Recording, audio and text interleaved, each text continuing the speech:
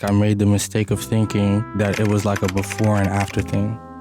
Like I would like reach a point and then you're like done struggling. I mean, my dad used to tell me the same thing. He'd be like, you gotta have a plan B. And I'd be like, well, if I have a plan B, I'm not gonna try that hard. So I wanted to make this video because I've had a bunch of people via email and in the comments asking me to make some work about how we can balance the creative projects that we want to spend time pushing forwards with our full-time jobs or the bunch of other responsibilities that we might have. The only thing about not having like a real job that is kind of weird is that when there's no real structure imposed on you, then things that you really like to do aren't quite so precious.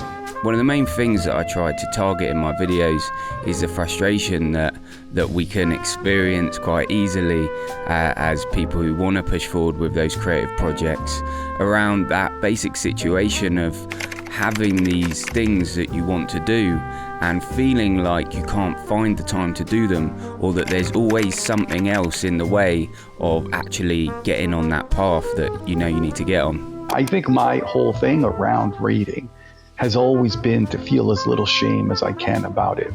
This is a world that is just constantly sells us on being ashamed, and it's constantly selling us on being ashamed so it can sell us on something.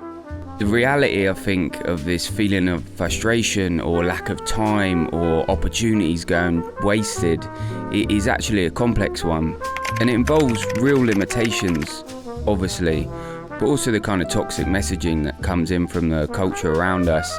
And what I hope is that there's some opportunity for powerful reframing that we can do that can help to remove the kind of frustration and negative feelings we have around this stuff and leave us with real strategies to move forward and just feel more satisfied and accomplished with what we're trying to do here. I'm not saying I've got anything against career novelists, people who are just doing it for the money. I'm just not interested in them. I don't like those people who have found one thing that they're good at and have decided, all right, people like this is making me money, I think I'll do this or variations on it for the rest of my life. Are we surprised that a reactive, acquisitive, competitive, hierarchical delivery system is selling us a message that is competitive, hierarchical, and atomizing? Today we're going to look at this topic through the artist interviews and also at the back end bring in some comments from the audience of my previous video around a similar kind of topic where I asked if people had any ideas about how they manage their time or deal with this balance that we're talking about today. A quick message now from our sponsor and long-time friend of the channel, which is Skillshare. If you've followed this channel recently, you'll see that I'm trying to start to bring some live mixing into the work that I'm trying to do here. Recently then, I've been checking out the classes from the music producer Young Guru, where he talks about audio mixing and recording audio, but also about DJing and playing out in a live venue. Because I go to so many live shows and I see people that aren't prepared. Whatever your own creative goals or blocks that you're trying to get through, when you join Skillshare, you'll have access to courses from animation to photography to graphic design and music, as well as their learning paths where they gather a sequence of classes to give you a guided and tailored route on a longer learning journey there. So the best thing about this partnership with Skillshare is the fact that they've offered me the opportunity to let this audience check out the platform for free. The first 500 people to use my link in the description will receive a 1-month free trial of Skillshare. So go get started and take a look. It's absolutely free, and taking that journey will support both you and this channel. And with that said, let's jump into the start of this video and a clip here that I wanted to pull in from the drummer, Travis Parker. You gotta do it. I mean, my dad used to tell me the same thing. He'd be like, you gotta have a plan B. And I'd be like, well, if I have a plan B, I'm not gonna try that hard. You know, I started thinking in my head, and then that's when I just said, nah, fuck that. Like, it's only this. No matter if I'm rich or poor, whatever the circumstances, this is what I'm doing. Like, I don't give a fuck what the outcome is. I think that's the right mindset. Yeah. I don't think people get by that well. Like, when I was just starting to do stand-up, there was a lot of guys who had full-time jobs and they got degrees, and, you know, they would work their full-time job and then they would just do stand-up like a couple nights a week. They never made it. Yeah. It was the obsessed guys and women, the people that were just like, this is my fucking life. This is what I do. I'm gonna do this. Yeah. Those are the ones that do it. The no safety net people are the ones that made it. Here we see Parker discussing the popular idea of putting it all on the line for our work and removing the concept of even having a plan B. Being able to throw ourselves completely into something like this is a powerful story, and I'm not doubting that it can work for some people, but the context is so important here, and this complete financial commitment is just not going to be the background of holding a positive relationship to their creative work for most people in most scenarios.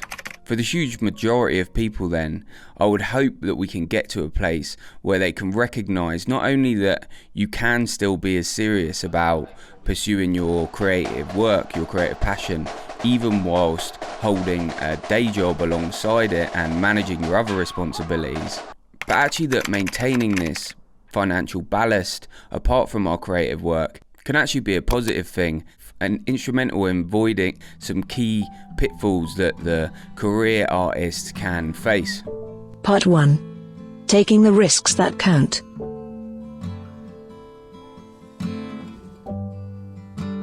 I think also, like, especially creators who get to a certain level, they feel like they have so much to lose. I don't know if you guys remember, like, when you're just getting started, you have no followers. There's this feeling of invincibility because you're like, I can do anything. I have no reputation to lose. I have nothing to lose and everything to gain. And that's actually when people are the best. Like, when you're fearless, you often make your best work. I think there's something that's a bad thing, frankly, that happens when you gain a following because you're fearless. But then because you gain a following and you gain all the things that come with a following, you gain something to lose. Now you have a career, you've got money, you've got all these resources, and now you're fearful. Now you have something to lose, so it's all of a sudden you're conservative. You're trying to make sure that you don't step on anybody's toes. You don't want to get any unnecessary drama because you're afraid it's going to, like, screw up your career, even if it's completely irrational. I'm starting here because in this idea of risk, we find that lay it all on the line strategy is often actually a surefire way to lead us to taking less of the important risks that we're going to need to. Not those risks in our life or our financial situation, but the risks in our work. Like, I think that, like, a younger, more brash version of me will be like, quit your job, day jobs are for suckers. I do not believe that at all. I think that, like, we all have to find our paths in life, and all that matters, like, success is defined by sort of self-fulfillment and feeling good about yourself every day. And I know a lot of people who have jobs they may not love, but a job that sort of fills the box, that pays the bills, that works for them. And by having that job, they're free to pursue their artistic expression as something that is a passion. I do it on nights, I do it on weekends, and I love it. Because, like, there's that old maxim that's like, how do you take something you love and turn it into something you hate, like turn your hobby into a job? And there's truth to that. Like, how do you start compromising your creativity is when you realize that more people watch if you do this stupid thing that you hate, so let me just go in that direction. Like, to contradict everything that Becca and I have said for the last 45 minutes, I'll say that, like, once you start finding something that works, if it makes money, chances are you're going to keep going in that direction, even if it isn't what isn't artistically true. I don't like those people who have found one thing that they're good at and have decided, all right, people like this is making me money, I think I'll do this, or variations on it for the rest of my life. There's an awful lot of writers who are like that. They've found their golden rut, and they will continue to till it from here to eternity. To me, the real writer is somebody who, as soon as he or she has identified a technique that they're using, they abandon it. They move on to something else. As soon as they've had a success, they do something completely different. That is the only way to keep yourself alive as a writer, is to keep moving, to keep progressing. To stop, at least in my probably somewhat extreme opinion, to stop is death.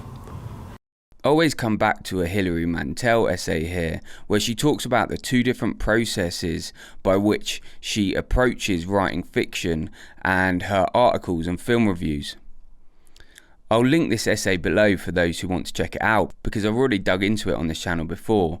But what we're getting at here is the necessity for discovery in your creative work, and not closing down the possibilities in order to create some kind of knowable product. It seems like you tend not to outline books before you start writing them. At least the quote that I have here is, "Never map it out, just get into it, jump in like going swimming." Is that accurate? That's pretty right. Yes, you have to factor in that the going swimming part is about a very cold lake. So we're not talking about Florida here, or pools. We're talking about screaming. Running, screaming. Right. No, but you're an inspiration in terms of like pushing boundaries. Because, a lot of us are walking out here sort of mired in self-doubt. Thinking of survival first. All right, I gotta bring this money in so I can, help my mom out, and obligations and stuff like that. And we never allow ourselves to like break free and dream and take risks and do these things. And, you've proven time and time again that there is a payoff when you do listen to your heart. And I'm a brain person. I used to be a brain person where I'm always thinking of fight or flight, survival first, that sort of thing, and not what do I really feel? Yeah. An appetite for heroic slowness. When we talk about accessing this heroic slowness or patience in our creative work, I don't think I'm being hyperbolic here. In the world of 2024, it really is a heroic task to step away from the activities that will bring us those knowable outcomes and easy pats on the back from society, and allow ourselves to actually sit back into the more drifting patterns of creative work that's actually going to matter over time. Living in a kind of a culture, like in a society like the United States, that doesn't value the arts at all, kind of really prepared me for teaching at a place like MIT, where my students might love the classes and might love the work, but the pressure for them is to be immensely practical. They're kind of a condensation, of everything that you learn in the outside world becomes just intensely, extracted in a place like MIT. Be practical, make money. And, those of us who are artists, we gotta, it's a fight to get folks to be convinced that what we do matter. And I like that fight. I really do. I always love looking at novelists for this type of work. And you'll hear that a lot of novelists also teach alongside their fiction writing. Not only because writing fiction is an almost impossible way to make a full rent check every month, but also I think because that process of getting into such a long creative task as writing fiction, and given over 2 years or 5 years or a decade of really sitting into that discovery and drafting process, not knowing whether it will get published or just be crap at the end anyway, requires such an abandonment of the outcome-focused analytic brain that having some kind of solid, knowable work alongside it, I think can actually be a great help. Keep in mind that a lot of what we call writing came out of what we currently accept as like, here's our literature, also came out of industrial processes. It's no accident that many writers write at an industrial scale. You get a book every year from some people, and you get a book every 2 years from some people. And so, which is absolutely fine. And believe me, I wish I could do that. I did, probably have better shoes. But I think that what matters is that while we understand that, and we also understand that that writing is also can be an opportunity for other kinds of writers, the same way a book is an opportunity for many, many, many kinds of readers. And one kind of writer, which I'm emblematic of, is somebody who definitely takes a long time to work. There's no writer who's going to be more stuck in the world than that one who recently put it all on the line, quit their job, set out their perfect studio or office with their perfect lamp, put their slippers on, and sat down to finally do their best work. The only thing about not having like a real job that's kind of weird is that when there's no real structure imposed on you, then things that you really like to do aren't quite so precious. The last real jobs I had were like doing odd job construction work. It didn't really require much like mental activity, so I could think about songs during the day and I couldn't wait to get home and see if what I was imagining sounded like what I thought. If you only have a little bit of free time, then you gotta make the most of it, you know? If you got too much free time, then you're kind of wondering what to do with your free time. I'm going to link a video at the end of this one where I discuss the usefulness of splitting your tasks between the analytic and creative in your head in order to allow both to get their exercise. And giving that part of you that requires acceptance and financial striving and knowable outcomes a job to do which fulfills those things can be a massive release for the other part when you find that time in the day, however short, to consistently work on those projects that are going to require more freedom and the ability to not know exactly where it's going. I wanted to add a point that I find really instrumental for me and something I'm working on, which is around watching what we intake in terms of our content diet. This is something I'm trying to watch more and more with myself, and it's not something that we're going to be able to be perfect at all the time. So I hope the takeaway here is just to continue to push forward and do our best with it. When we go searching for videos or stuff to watch around our creative passions, or even have conversations with those around us about it, the content of all that input can so easily be as much about the money or product created by that activity as engaging in the actual value of the practice itself. I mean, if I go onto YouTube, for example, every video I see is somebody encouraging you to read 200 books this year, and here's how you read 7 books a week, and on and on and on. How do you feel about that hustle culture? I mean, I think the thing to do is that, you know, first of all, the delivery system is, you know, the medium is the message. Are we surprised that a reactive, acquisitive, competitive, hierarchical delivery system is selling us a message that is competitive, hierarchical, and atomizing? None of that is about creating community. It's all a pretense, a fiction of creating a community, but it's really just to kind of hammer home that you're this neoliberal identity, and therefore you should, you know, this neoliberal subjectivity, and so therefore you've got to increase productivity. And that's how one identifies one's values, by increasing productivity. I'm like, really? I don't know. As long as one's reading, one's doing it, and that's it. You don't need to be a freak like me. I'm a freak because I read a lot, and, you know, perhaps I flatter myself, but I think I read a lot and I read well. But it's irregardless. I don't care how much I read. I don't value the amount. What I value is that I'm doing it. Nothing else matters. Whether I spent 1 year on a book or 5 fucking hours on a book, it's irrelevant.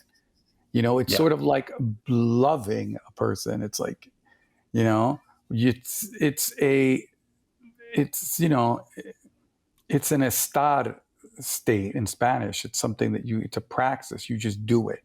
And that's that, you know?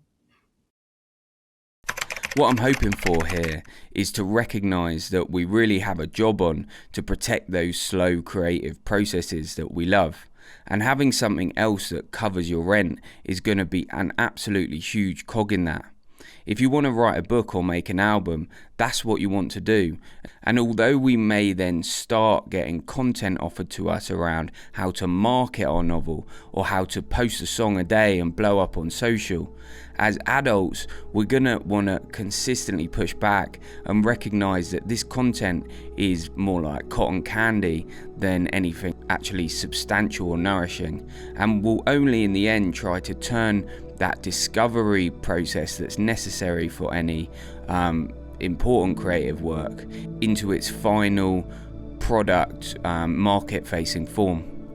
For a long time, I think I made the mistake of thinking that it was like a before and after thing. Like I would like reach a point and then you're like done struggling. You know what I'm saying? It's like, I'm good now. It's like, it's over. Which is not the nature of the game. A heartbeat, I learned about it through a heartbeat, man. How it looks on the thing. It's an up and down thing. I guess my goal is once you get it to kind of control it, that becomes the line. You can kind of establish like a through line. A through line of, it's like a waveform, you know what I mean? Start focusing on the actual curvature and start focusing like that stops scaring you. Like that motion stops scaring you so much. You kind of plan on it. So it's like right now, Members of the audience share their own thoughts and stories. I wanted to look now at some of the comments that came in when I asked people about this issue of how they balance their work with other commitments and how they kind of get over that frustration and maintain the satisfaction that they have with that practice. And the first comment I wanted to pull up here is going to offer a little bit of balance, I think, on that point that I just said about maybe not always trying to make our work into products. I make beats and the visuals in that I look for footage and chop that up and upload it weekly. I have to have a video out every Wednesday. The one thing that has made how I create freeing and manageable is because I don't give myself too much time to think about what I'm putting out. I know my work doesn't always perform the same, but as long as I carve out the time to make music and fun visuals, I'm happy. Yeah, as I said, this is offering that balance in terms of how actually some things that we can find in culture, some structures in terms of, for example, what this artist does, putting videos out every week. And I mean, obviously that's something I do myself too. We can also find that building our momentum and habits alongside a kind of structure like that can actually inspire us to spend time on our work and can be a useful thing in terms of building that iteration in our practice and yeah, making us carve out our time as that person says. Let's jump on to the next comment now. And I really like this one because it talks about someone who's actually a parent as well. As a father, a husband, and with a full-time job, I have a few core principles for myself. Consistency, taking photos every week, prioritizing my creativity over other social activity that isn't contributing to the outcomes I'm looking for, regular daily review of my work so that I know exactly what I want to do when I have the next chance to do it, reminding myself that I'm not entitled to anything. I have prioritized my life and my family and I'm okay with that. If it's just me that enjoys the outcome, that's fine with me. Yeah, I can't really add much to what this guy's saying here, really. I love that idea of